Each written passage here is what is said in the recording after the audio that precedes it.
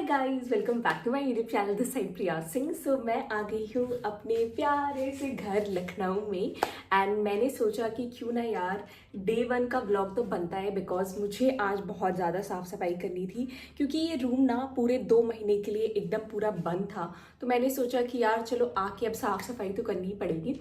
तो मैं सारी डीप क्लीनिंग करने वाली हूँ बेसिकली, क्योंकि मुझसे छोटी छोटी धूल मिट्टी ना देखी नहीं जा रही है। और अभी भी जस्ट मैं सोकर उठी हूँ, मैं कल रात लैंड की थी।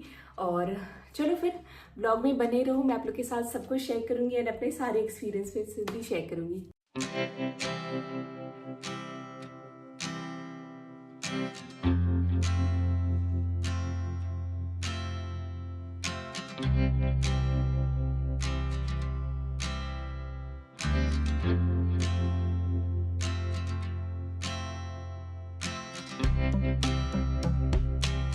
तो सबकी मॉर्निंग की शुरुआत इंस्टेंट कॉफ़ी से होती है for their dull and dehydrated skin, but I came across a K beauty gem that Mama Earth has introduce their Mama Earth rice water tone up and their face cream.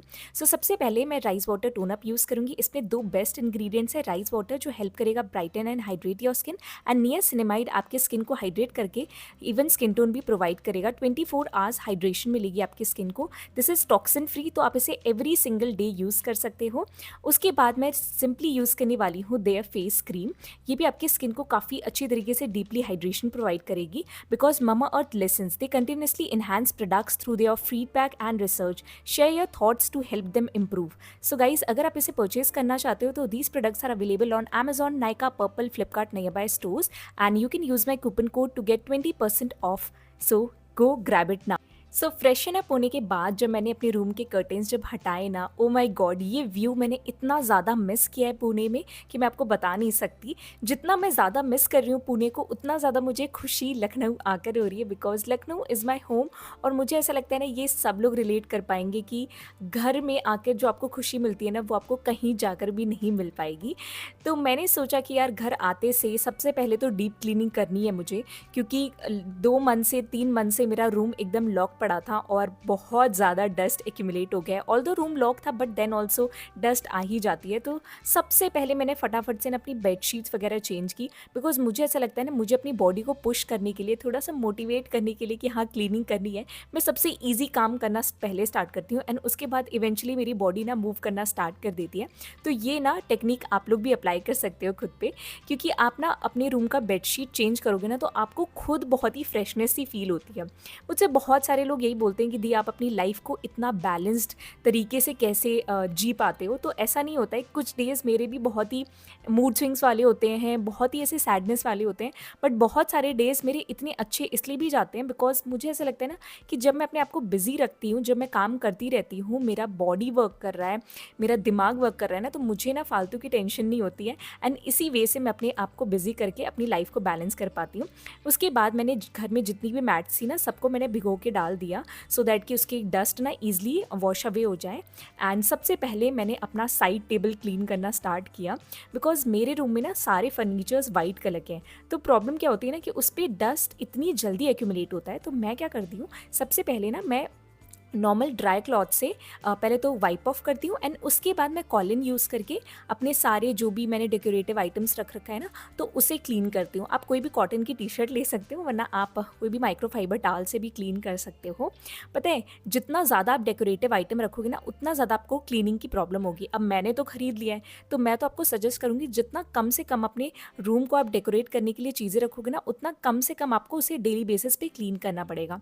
Also मुझसे बहुत सारे लोग बोलते हैं कि दी आपका room इतना clean रहता है बिकॉज मैं हमेशा अपनी वीडियोस शूट करती रहती हूँ अपने ही रूम में। तो रीज़न ये है कि मैं अपने रूम को 7 डेज़ पे या तो 10 डेज़ पे अपने रूम को डीपली क्लीन करती हूँ एंड इसी की वजह से मेरा रूम काफ़ी ज़्यादा क्लीन रहता है। एंड आप एक चीज़ और कर सकते हो, आप लोग ना अपने रूम का विंडो ना हमेशा खोल के मत रखो। उससे क्या होता है ना कि बाहर की डस्ट बहुत ज़्यादा आती है।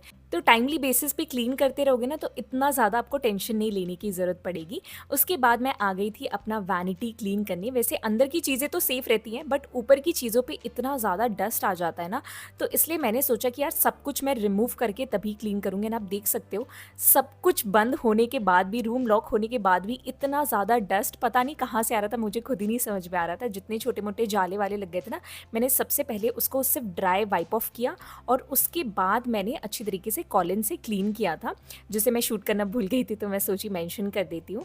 एंड गाइज़, आप लोग मुझसे हमेशा पूछते रहते हो कि दी मैं ये जो भी डेकोरेटिव आइटम्स है कहाँ से खरीदूँ, तो आप ना अमेज़न से सिंपली खरीद सकते हो। अमेज़न पे बहुत अच्छे डेकोरेटिव आइटम्स मिलते हैं। In fact Meesho is also good one.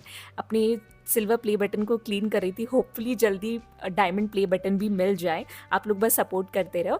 उसके बाद से मैं अपना जितना भी परफ्यूम था सबको एक एक करके मैंने क्लीन किया, बिकॉज मैं इसे ओपन में रखती हूँ तभी यूज़ कर पाती हूँ, क्योंकि अंदर डाल दिया ना कबर्ड में तो मैं यूज़ ही नहीं कर पाऊँगी।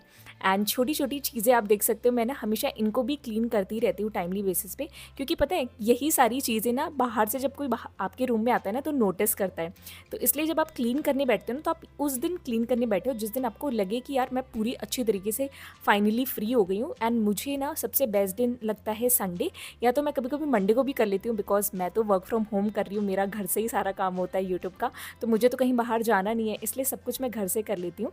उसके बाद मैं आ गई थी अपने ड्रेसिंग एरिया में। सबसे पहले मैंने सारे आइटम्स को रिमूव किया और उसके बाद ड्राई वाइप ऑफ किया, एंड उसके बाद मैंने कॉलिन से अच्छी तरीके से सारे एक एक कॉर्नर को क्लीन किया। अगेन मैंने कहा वाइट फर्नीचर का यही सबसे बड़ा डिसएडवांटेज होता है कि आपको उसे day by day, time by time उसे क्लीन करना पड़ता है। बट मुझे ना ये सारी चीज़ें करना अच्छा लगता है, बिकॉज मैंने बोला था कि मुझे OCD इश्यूज़ हैं और मुझे अपना रूम, जितना मैं अपनी केयर करती हूँ उतना ही मैं अपनी रूम की भी केयर करना पसंद करती हूँ। एंड ये ना हैबिट आपके अंदर भी आ जाएगी कि अगर आप थोड़ा थोड़ा करके साफ़ करना स्टार्ट करोगे ना अपने रूम को, अपनी सराउंडिंग को क्लीन रखना शुरू करोगे ना, आपको खुद काफ़ी ज़्यादा काम फील होगा। इनफैक्ट ना आप ना ये प्रोसेस इन्जॉय करोगे, क्योंकि ज़रूरी नहीं है कि मेड आ रही है तो उनसे ही काम करवाओ, कुछ काम आप खुद से भी कर सकते हो, इट्स नॉट नेसेसरी। मेरे पास ये ना शेल्फ़ पड़ा था जिसे मैंने अच्छे से पानी से वॉश कर दिया, एंड मैं इसके अंदर अपने स्किन केयर जितना भी होता है ना ऑर्गेनाइज करके रखती हूँ, सो दैट कि डेली बेसिस वाले जितने भी प्रोडक्ट्स होते हैं सामने मुझे ईजिली मिल जाता है। फिर मैंने जितनी भी बेडशीट्स रिमूव की थी, ब्लैंकेट्स रिमूव किया था, उसे फटाफट से मैंने वॉशिंग मशीन में डाल दिया। मैंने जैसे कहा वॉशिंग मशीन में सिर्फ बेडशीट्स धोती हूँ मैं। After that I came to my mini kitchen, जो कि ऊपर वाले फ्लोर पे है। मैं यहाँ पे क्लीन करने आ गई थी। तो ये जो टैप एरिया है ना, ये ना इतना जल्दी रस्ट होता है, तो इसे तो मुझे मंथली बेसिस पे कम से कम 2 से 3 बार वॉश करना ही पड़ता है, ताकि वो एकदम चमचमाता हुआ दिखे। तो मैं इसे अच्छी तरीके से क्लीन कर रही थी। ऑल्दो ना ये सारी चीज़ें मैं पहले नहीं करती थी, बट पुणे जाके मैंने किचन क्लीन करना भी स्टार्ट कर दिया है, बिकॉज मुझे किचन क्लीन करने आता है, बट मैं यूटेंसिल्स वॉश कर लेती हूँ। बट जो कैबिनेट्स वगैरह होते हैं ना, मुझे वो सब क्लीन करने में बड़ा आलस सा फील होता है। बट पुणे जाके वहाँ पे क्योंकि खुद ही सब कुछ करना होता था, तो सारा जब काम डिवाइड होता था ना, कभी कभी किचन की डीप क्लीनिंग भी डिवाइड होती थी, तो वहाँ से मैंने ये किचन क्लीन करना भी सीख लिया और मुझे अब बहुत ही अच्छी तरीके से किचन को मेंटेन करने भी आता है। मुझे आई गेस पहले भी आता था, बट अब मुझे और ज़्यादा आ गया है, तो इसी तरीके से ना आप भी सीख सकते हो। एंड पुणे जाके ना मैंने एक और चीज़ सीखी, that is cleaning my washrooms. Because washroom clean करना ना मुझे बहुत ही ज़्यादा अनहाइजीनिक फ़ील होता था। ऑल्दो मैं बहुत हाइजीन मेंटेन करती हूँ, but when it comes to washroom मुझे पता नहीं क्लीन करने में बड़ी यक सी फीलिंग आती थी। बट पुणे जाके मैंने वहाँ पर एक और चीज़ सीखी कि नहीं, अगर आप अकेले रह रहे हो, हॉस्टल में रह रहे हो, PG में रह रहे हो, तो ये सब आपको खुद ही करना पड़ता है। पापा नहीं आने वाले, मम्मी नहीं आने वाली है, तो इसलिए मैंने ये सारी चीज़ें भी वहाँ पे सीखी। और मुझे ऐसा लगता है ना कि आपके लाइफ में ना आपको हर चीज़ एक्सपीरियंस करनी चाहिए, बिकॉज आप तभी सीख पाते हो। जब आप अकेले रहते हो ना, तो आप ज़्यादा बेटर तरीके से खुद को एक्सप्लोर कर पाते हो एंड बहुत सारी प्रॉब्लम्स को फेस कर पाते हो, टैकल कर पाते हो। इन द सेम वे अगर आपको अपनी लाइफ को बैलेंस्ड रखना है ना, तो वो एक दिन में पॉसिबल नहीं है कि आप एक दिन बैठो अपने डीप क्लीन कर लो। वो स्लोली बाय टाइम ही होती है, और अभी से आप स्टार्ट कर सकते हो, इसमें कोई बड़ी बात नहीं है।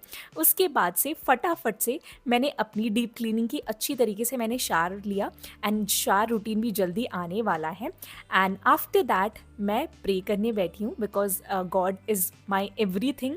और मुझे ऐसा लगता है कि अगर आप अपनी लाइफ में सच में बैलेंसिंग लाना चाहते हो, तो अपना वो मी टाइम जो होता है ना, वो तो रखो ही, but don't forget to pray also. Because जब आप गॉड से कनेक्ट करते हो ना, तो आप उन्हें अपनी प्रॉब्लम्स शेयर करते हो, एंड कहीं ना मुझे ऐसा लगता है कि भगवान ना आपको सॉल्यूशंस देते हैं in so many ways. So make sure कीजिए कि आप अपनी प्रॉब्लम्स हमेशा अपने गॉड के साथ शेयर कर सकते हो।